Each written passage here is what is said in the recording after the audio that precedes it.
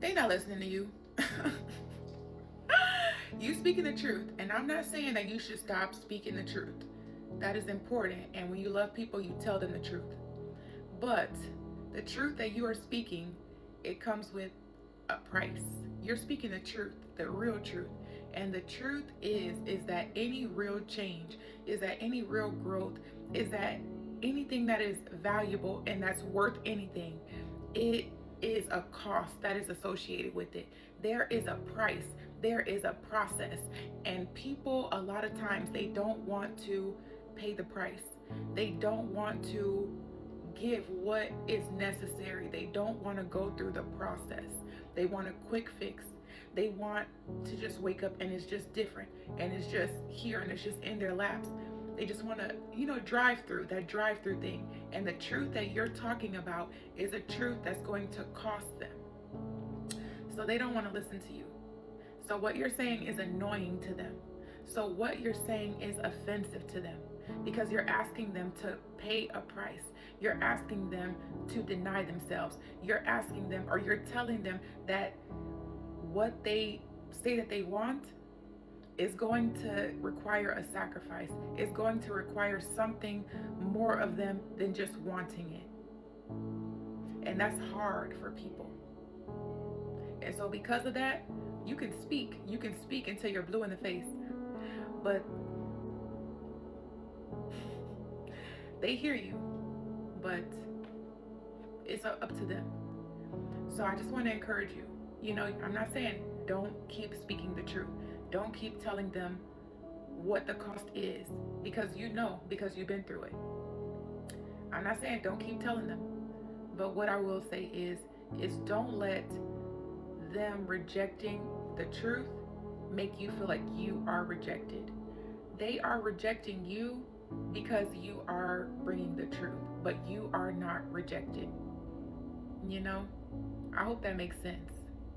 They are pushing you away because they want to push away you're coming with a process. They're pushing, it's not you that they're pushing away. It's not you that they're rejecting. It's the price that they're pushing away. It's the truth that they're pushing away. It is the process that they're pushing away. So all you can do, and what I want to encourage you to do, is pray for them. Pray that God would open the eyes of their understanding. Pray that God would make himself so real to them that it would be no denying. And that one day they would be willing to pay the price for what they desire, for what they're asking for, and for what God has for them. But let me tell you and warn you kind of what happens when you talk and they're not trying to hear that, okay? This is what happens. When you start telling people what they don't want to hear, I don't care if it's right. I don't care if it's absolutely right. What is happening is that these people are resenting you for seeing through where Satan has deceived them, for seeing through the lies that they have told themselves, for seeing through the facade that they have put up to be able to live a life that keeps them comfortable, but where they can still act like they are on their way towards what God said was for them, or act like they are still on their way towards, the will of God for their life, so that they can act like they still are obeying God. They're still submitted to him. They're still following him. So when you tell them the truth, oh my gosh, when you're speaking this, you're attacking them. You're attacking their reality. You're attacking their safety, their comfort. You are attacking them. And when you attack a person, what's going to happen? They're going to attack you back. You ever heard that saying, when you hit somebody, you can't tell them how hard to hit you back? Right, so they feel hit by you. So they're ready to hit you back. And when they hit you back, they're going to hit you based off of their perception that they have of you, even if it is totally, completely wrong, because they see you as a villain now. They see you as the bad guy now, because you are a person that's attacking them, right? So they're going to start seeing all kinds of things about you. They're going to think that you're jealous. They're going to think that you're just not happy for them. They're going to think all of these types of things about you. But the very truth of the matter is they just don't want to go through the process. So here's what I've seen the Lord telling me to tell you to do. And myself, this was for me too. He said, cry out to them from your heart and your soul. Ask the Lord to help them. Ask the Lord to open their eyes. Because here's what Satan wants to happen.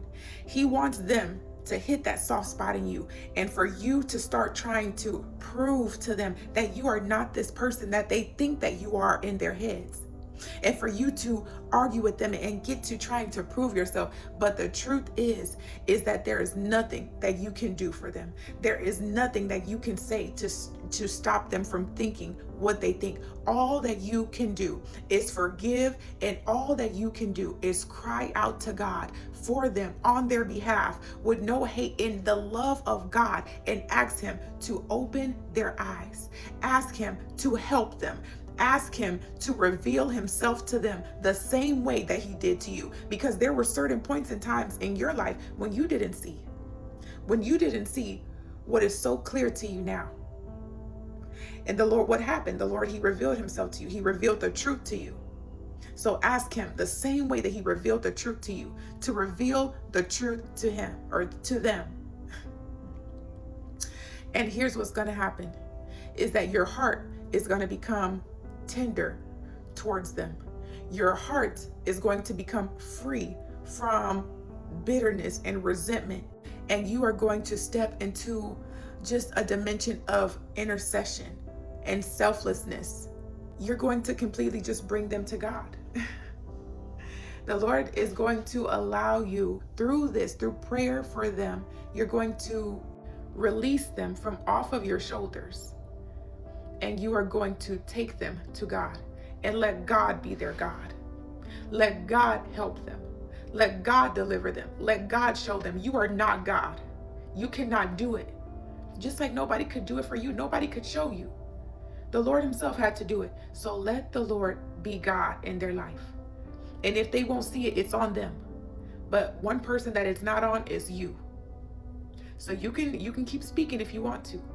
You can keep trying to make people see and try and excite them to want to pay the cost, to want to sacrifice, to want to deny themselves, to want to turn from certain ways, you can try and do this all that you want to. But the truth is if a person doesn't want to, they're not going to. They're not going to. But don't let that stop where you are going. Don't let that stop who you are. Don't let that get in between your relationship with God. Cry out to God for these people. Jesus, cry out to God from your heart and your soul. Cry out to God for him to help them. And keep going. And keep going. And when you start praying for the Lord to help them, there's going to be a force that tries to distract you, to try and get you to stop praying for them, to try and get you to let up off of this. There is going to be, I'm saying a force, there's going to be a demonic attack to try and get you to stop praying for them, to try and get you to stop praying, period, to try and get you to stop asking God to help them. But the truth is because you can see the issue, the Lord has anointed you to bring them to him in intercession. Bring them to him in prayer. You are literally a bridge in between how Satan has that person bound. Jesus, think about it. Satan has that person bound. They can't see. They're blind. They're weak. They can't see their way out of this. And you can see it. The Lord has anointed you to stand in the gap for that person. You don't have to do it, but bring them to him. Ask the Lord to help them. But you're not their God. You don't got to explain yourself. You're not who they say that you are. You're not. Pray and ask the Lord to help them. Wipe the dust off of your shoulders, off of your feet, and keep going. It's going to be all right.